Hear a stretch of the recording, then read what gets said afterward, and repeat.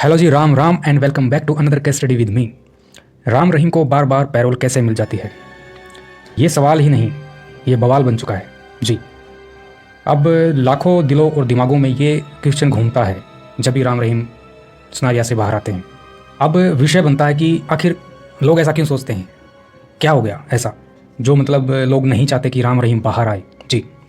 सबसे पहले एक बात क्लियर करना बेहद आवश्यक है कि कौन नहीं चाहता कि राम रहीम बाहर आए, सबसे बड़ा सवाल। और कौन क्यों नहीं चाहता कि राम रहीम सुनारिया से बाहर आए, दूसरा सबसे बड़ा सवाल। और कौन कौन चाहते हैं कि राम रहीम सुनारिया से बाहर आए। चलिए शुरू करते हैं इस केस स्टडी को। सबसे पहली बात, कौन चाहता है कि राम रहीम सुनारिया से बाहर ना आए। देखो भाई, सिंपली अगर इस चीज़ को मैं एक नॉर्मली लैंग्वेज में आपको बताना चाहूँ तो वो लोग या वो गिने चुने कुछ ग्रुप्स, कुछ माफिया, कुछ ऐसे तस्कर जिनको बोलना गलत नहीं होगा, जिनके खुद के ठेके हैं, ठेके मीन्स जिनकी वाइन शोरूम, डिस्ट्रीब्यूटर, पता नहीं क्या क्या लाखों करोड़ों रुपए की डील पर डे होती है उनकी। अब कनेक्शन कहाँ से कहाँ ज्वाइंट होता है सोचो। राम रहीम जब जेल से बाहर आते हैं, क्योंकि संत महात्माओं का एक ही कार्य होता है कि जब भी उनको समय मिलता है वो समाज की सफाई करते हैं। एक्चुअली सफाई मीन्स उनका उद्देश्य होता है कि समाज में फैली गंदगी हटे और हमारा समाज जिसमें हम और आप रहते हैं वो साफ सुथरा और एक हाइजेनिक सिचुएशन में आए। बट कुछ ऐसे ड्रग्स माफिया, कुछ ऐसे जलने बुझने वाले लोग जो शुरू से ही राम रहीम के खिलाफ हैं, ये कोई नई बात नहीं है। अगर मैं आने वाली वीडियो का आपको थोड़ा कुछ शेयर करना चाहूँ तो हमारे पास कम से कम 4 से 5 प्रोजेक्ट तैयार हो चुके हैं। जैसे जैसे समय मिलता है हम उनके ऊपर कार्य कर रहे हैं। बहुत जल्दी बहुत अच्छे प्रोजेक्ट, या यूँ कहें कि बहुत अच्छे केस स्टडी आश्रम के ऊपर, राम रहीम जी के ऊपर आपको देखने को मिलेंगे इसी चैनल के ऊपर। तो प्लीज़ एक रिक्वेस्ट, अगर चैनल पर पहली बार आए हो तो चैनल को सब्सक्राइब कर लो, बिल्कुल फ्री होता है ये। और हमारी जितनी भी वीडियोज़ रहती हैं वो फैमिली शो की तरह होती हैं, कोई भी देख सकता है, कभी भी देख सकता है, किसी को कोई आपत्ति नहीं। इवन हमारी जितनी भी वीडियोज़ हैं और जो जितनी वीडियोज़ आएंगी उनको पूरा परिवार एक साथ बैठ कर भी देख सकता है। जी हाँ, तो आई थिंक आपको सब्सक्राइब करने में कोई दिक्कत नहीं होनी चाहिए। तो आप किसी भी एज ग्रुप में हो, आप कहीं से भी हो, प्लीज़ चैनल को सपोर्ट की ज़रूरत है। प्लीज़ चैनल को सब्सक्राइब कर दो अभी के अभी, और जितना हो उसके अपने ग्रुप्स में, अपने फैमिली मेम्बर्स में, फ्रेंड्स सर्कल में इनको शेयर करना बनता है, हमारी इस वीडियो को भी और चैनल को भी। प्लीज़ सपोर्ट कीजिए, बहुत ज़रूरत है। आगे बढ़ते हैं। आपको एक बात का शायद ना पता हो, मैं इसको थोड़ा रिवील करना चाहूँगा। आज से कुछ साल पहले राम रहीम जी के ऊपर RDX अटैक भी हुआ था। RDX का मतलब समझते हो? एक ऐसा विस्फोटक सामग्री जो महज कुछ ही थोड़े से ही अमाउंट में बहुत बड़ा नुकसान करने की क्षमता रखती है। और उनके ऊपर काफ़ी हैवी क्वांटिटी में RDX का अटैक हुआ था। वो जैसे सत्संग होते थे, जैसे कुछ जैसे सत का संग, अब कुछ बोलते हैं कि ये सत्संग क्या है, एनीवे कभी फिर बताएंगे आपको। तो रास्ते में जो ये ड्रग्स माफिया है या जो आश्रम के खिलाफ हैं, जिनको राम रहीम अच्छे नहीं लगते, घूम फिर के भाई उन्होंने प्लान बना लिया था कि अब राम रहीम को साइड करेंगे भाई, अब बहुत हो गया, इसने बहुत नुकसान कर लिया हमारा। नुकसान कैसे? अरे लाखों लोग डेली के नशा छोड़ रहे हैं भाई, दारू की बोतलें ठेकों में धरी की धरी रह गई, कौन पिएगा उनको? कितना बड़ा सवाल है, कितनी बड़ी दुविधा है उनकी माइंड के ऊपर। सोचो, 1000 किलो का पत्थर रखकर सोते हैं वैसे लोग, समझ रहे हो ना, जिनकी ठेके ऐसे के ऐसे पड़े हैं, कोई जाता नहीं वहाँ पर। तो प्लान बन चुका था और इनके ऊपर RDX अटैक होता है। और अटैक इतना भयानक था कि जिस गाड़ी के ऊपर, यार कि जिस कार के ऊपर उन्होंने सोचा था कि इसमें राम रहीम है, उन्होंने जो RDX को टारगेट किया था ना, उस गाड़ी के, उस कार के परखच्चे उड़ गए थे ऐसे, और लगभग 15 से 20 फीट ऊंचे वो गाड़ी घूमती हुई हवा में लहराई थी और फिर आके नीचे गिरी थी। भगवान जी की दया से उस गाड़ी में बड़े बुजुर्ग भी थे, राम रहीम तो नहीं थे, वो आगे की गाड़ी में थे आई थिंक। लेकिन जो उस गाड़ी में सवार थे, जो राम रहीम जी के काफिले के साथ में चल रहे थे, सत्संग सुन के आ रहे थे, या जहाँ भी गुरु जी जाते हैं वहाँ पर साथ रहते हैं, सेवादार मान लीजिए, तो उनको खरोंच तक नहीं आई और गाड़ी बिल्कुल तहस नहस हो चुकी थी। ये चमत्कार था मानने वालों के लिए, और ना मानने वालों के लिए ये सिर्फ एक संयोग। हरियाणा सरकार अलर्ट पर आती है और तुरंत कार्रवाई होती है। सिख समुदाय के वो कुछ लोग थे जिन्होंने ये अटैक किया था। आई थिंक उसी टाइम के बाद गवर्नमेंट ने ये रियलाइज़ किया कि गुरुजी को सिक्योरिटी की आवश्यकता है, क्योंकि बुराई के नुमाइंदे इतने हो चुके हैं कि वो जहाँ जहाँ गुरुजी जाते हैं उनको रोकने का प्रयास करते हैं। वो नहीं चाहते कि गुरुजी सत्संग करें, वो नहीं चाहते कि गुरुजी आह्वान करें कि नशे को छोड़ दो, नशों को छोड़ दो, बीड़ी सिगरेट तम्बाकू भांग धतूरा, कितने नाम गिनवाएं आपको, छोड़ दो भाई ये सब। तो ये लोगों को सहन नहीं होता कि इनको जो इनका व्यापार करते हैं सीरियसली है या नॉर्मली सी चीज़ है।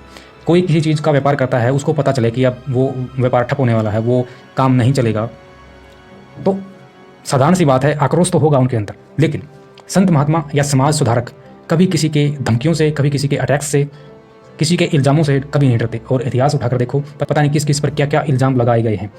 वो अपना आजीवन वही कार्य करते रहे जो उन्होंने डिसाइड किया हुआ था। उनका टारगेट था कि उनको श्वास श्वास में समाज की सेवा करनी है, देश की सेवा करनी है। बुराई के नुमाइंदे पहले भी थे, आज भी हैं। उन्होंने पहले भी रोकने का प्रयास किया था राम नाम को, अच्छाई को, समाज सुधारकों को, संत महात्माओं को, और वही सिचुएशन आज भी है। कुछ नया नहीं है। अब सिचुएशन बनती है कि इतने बड़े बड़े अटैक्स एक संत पर, एक महात्मा पर, एक फ़कीर पर, एक बाबा पर, क्यों भाई? क्यों का जवाब मैं स्टार्टिंग से ही देता आ रहा हूँ आपको। क्यों का जवाब ये है कि लोग नहीं चाहते कि राम रहीम फिर से लोगों के बीच में आए, लोगों के बीच में आकर वो फिर से नशों को छोड़ने का आह्वान करे, और फिर उनके यहाँ तर एक इशारे से हज़ारों लाखों लोग नशा छोड़ने के लिए फिर से तैयार हो जाएं। वाह, कितना आसान है ना। उन ड्रग्स माफियाओं का धंधा चौपट करने का तरीका राम रहीम जी के पास बड़ा आसान सा कार्य है उनके लिए। राम रहीम जी का एक इशारा और भ्रष्टाचार, और या यूँ कह लीजिए कि ड्रग्स माफिया की नींदें उड़ जाती हैं कि ये तो फिर आ गया भाई बाहर, ये तो फिर दिक्कत पहुंचाएगा हमको। तो ये कुछ सवाल हैं जो हम इस वीडियो में आपको बार बार बताने की कोशिश कर रहे हैं कि आखिर कौन है जो नहीं चाहता राम रहीम बाहर आए। भैया ये वही लोग हैं, कुछ चुनिंदा घटिया किस्म के इंसान जो सिर्फ और सिर्फ अपना मुनाफा देखते हैं, अपना फ़ायदा देखते हैं। आप समाज को क्या परोस रहे हो, आप समाज के अंदर क्या डाल रहे हो, इसका उनको कुछ भी आइडिया नहीं है। और अगर आइडिया है तो धन दौलत का नशा, और एक होता ना कि माया इकट्ठी करनी है, पैसा कमाना है, इस खोपड़ी की लत ने उनकी बुद्धि को भ्रष्ट कर दिया। और वो इतना समझ नहीं पा रहे कि आप क्या समाज को खिला रहे हो। सोचो, जो ड्रग्स का धंधा करता है, जो दारू का धंधा करता है, जो चरस गांजे को बेचता है, क्या वो चाहता है कि उसका परिवार भी वो सब चीज़ें खाए पिए? आई थिंक नहीं चाहेगा। क्या चाहेगा वो कि बस हमको छोड़कर, हमारे परिवार को छोड़कर और कोई भी खाए, कोई भी पिए, हमको फ़र्क नहीं पड़ता। क्यों भाई?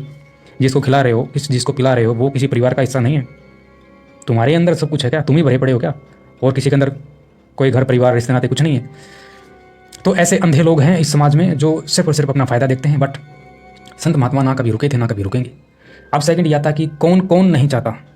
सिर्फ वही लोग जो ग्रुप्स बनाए बैठे हैं, कुछ राजनीति में भी हैं, कुछ सामाजिक स्तर पर भी हैं। वो फिर झुंड बनाते हैं, कुछ ना कुछ साजिशें रचते हैं, पुलिस स्टेशनों में, यहाँ तक कि कोर्ट्स में भी याचिका दायर करते हैं, फाइल लगाते हैं, रिक्वेस्ट करते हैं कि राम रहीम बाहर नहीं आना चाहिए। उनको सख्त एलर्जी है भाई, उनको पेट में दर्द हो जाए, हमको सारे का, समझ रहे हो बात को? उनकी तो दरंती अटक जाए भाई, सबसे बड़ी बात। लेकिन क्या होता है कि इन हरियाणवी, आप शायद ना समझो कुछ लोग, मतलब उनको थोड़ा दिक्कत होती है भाई, समझ रहे हो? समझो बात को, समझ रहे हो ना? तो उनकी दिक्कतों को कोर्ट ने भी नकार दिया कि तुम अपनी दिक्कतों को अपने पास रखो। ये हर इंसान का, जो भी जिसको भी ऐसी सिचुएशन से गुजरना पड़ता है, उसका अधिकार होता है कानून के दायरे में रहते हुए, और इसको कोई भी चुनौती नहीं दे सकता। सिंपल साधारण यही बात है कि कौन कौन नहीं चाहता राम रहीम बाहर आए, इसका जवाब, कौन नहीं चाहता राम रहीम बाहर आए, इसका जवाब आई थिंक आपको मिल गया होगा। अब बारी आती है कि कौन कौन चाहता कि राम रहीम बाहर आए। अब सुनो, अप्रोक्स 7 करोड़ प्लस लोग चाहते हैं कि राम रहीम जेल से बाहर आए, हमारे बीच रहे परमानेंटली। और सोचो, 7 करोड़ का आंकड़ा, 7 करोड़ लोग, जिसमें एक छोटे मजदूर से लेकर इंडियन सोसाइटी का, या यूं कहें कि इंडियन गवर्नमेंट जॉब्स की बड़ी से बड़ी पोस्ट पर कार्यरत सेवारत अधिकारी, इंजीनियर, आर्मी, जज, वकील, डॉक्टर, पता नहीं क्या क्या, जो ये बोलते हैं कि 20-20 साल लगा लेते हैं पढ़ाई करके और फिर वो किसी पोस्ट पर पहुंचते हैं। ऐसा नहीं कि किसी को अनपढ़ गवारों को वहाँ पर बैठाकर उनको बुद्धू बनाया जा रहा है, उनकी आंखें बंद करके रखी हुई है, ऐसा कुछ नहीं है। वहाँ पर वेल एजुकेटेड लोग हैं, बहुत बड़े बड़े पोस्ट पर कार्यरत, वो सब लोग वहाँ पर आते हैं गुरुजी के जाने के बाद भी कंटिन्यू, और वो सब मिलकर 7 करोड़ 8 करोड़ का आंकड़ा बनता है।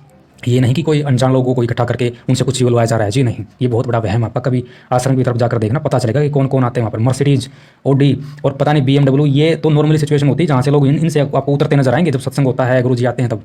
समझ रहे हो बात को? तो सोचो, क्या उन लोगों के अंदर दिमाग नहीं है जो लाखों करोड़ों रुपये का बिजनेस करते हैं, मेहनत करते हैं? उनको पता नहीं कि सच क्या है, झूठ क्या है। कहने का मतलब 7 करोड़ लोग प्लस ये सब चाहते हैं कि गुरमीत राम रहीम हमारे सबके बीच में हो, और वो भी परमानेंटली। अब विषय बनता है कि कुछ चुनिंदा लोगों की वजह से ना तो कोर्ट को कोई दिक्कत होनी, ना हमारे कानून को, ना उन हमारे 7 करोड़ डेरा फॉलोअर्स को। तो वो भोंकने दो उनको, उनसे कोई फर्क पड़ने वाला नहीं है। जैसे ही समय इजाज़त देगा और जैसे ही नीति को समय मंजूर हुआ, गुरुजी हम सब के बीच में होंगे। ये वो सबसे बड़ा सवाल था जो मैं काफ़ी नेट के ऊपर सर्च कर रहा था कि लोग ऑब्जेक्शन उठाते हैं, फिर डोर टू डोर कैंपेन होती है, बड़े बड़े पत्रकार माइक लेकर घूमते हैं घरों घरों तक कि आप क्या बोलते हो, राम रहीम तो फिर से आ गया भाई। और फिर लोगों की अपने अपने राय होती है, जिसमें से 100 में से 90 लोग नेगेटिव ही बोलते हैं, क्योंकि उनको गुमराह किया जा चुका है मीडिया के द्वारा। ये इंडियन मीडिया ही है जिनसे आप लगभग 98% लोगों को आप कुछ भी खिला पिला कर उनसे कुछ भी बुलवा सकते हो। वो कभी नहीं सोचते कि आप क्या बोल रहे हो, इसका क्या इंपैक्ट पड़ेगा समाज के ऊपर। हाँ, हम सबको एक तराज में बिल्कुल भी नहीं तोलते और ना कभी तोलेंगे, क्योंकि सब एक जैसे बिल्कुल नहीं होते। बहुत अच्छे पत्रकार, बहुत अच्छी मीडिया के कुछ हिस्से बचे हुए हैं आज भी, और वो कभी कुछ गलत नहीं बोलते। एनीवे, बट जो मीडिया ने राम रहीम को लेकर नेगेटिव एक परोसा समाज को लेकर, उसका काफ़ी गहरा गलत असर समाज के अंदर फैला, और यही कुछ चीज़ें होती हैं जो एक देश की विडंबना बन जाती हैं। प्लीज़ संत महात्माओं के खिलाफ बोलने से पहले 100 बार सोचा करो। समझ रहे हो बात को, क्योंकि संत महात्माओं के खिलाफ बोलना एक हानि का विषय बनता है। क्योंकि सबसे पहला एक पत्रकार का यही फर्ज बनता है कि वो सच को पहले पहचाने, उसके बाद ही कुछ बोल पाए, ताकि समाज के ऊपर उस सबका असर अच्छा पड़े, न कि बुरा। आई थिंक आपको सभी सवालों के जवाब जरूर मिल चुके होंगे।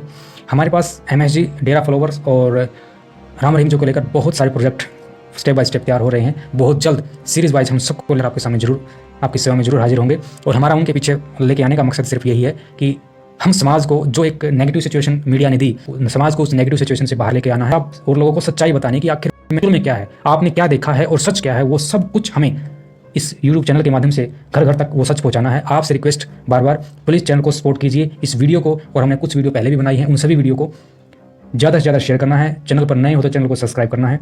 मिलते हैं किसी नेक्स्ट वीडियो में। नमस्कार।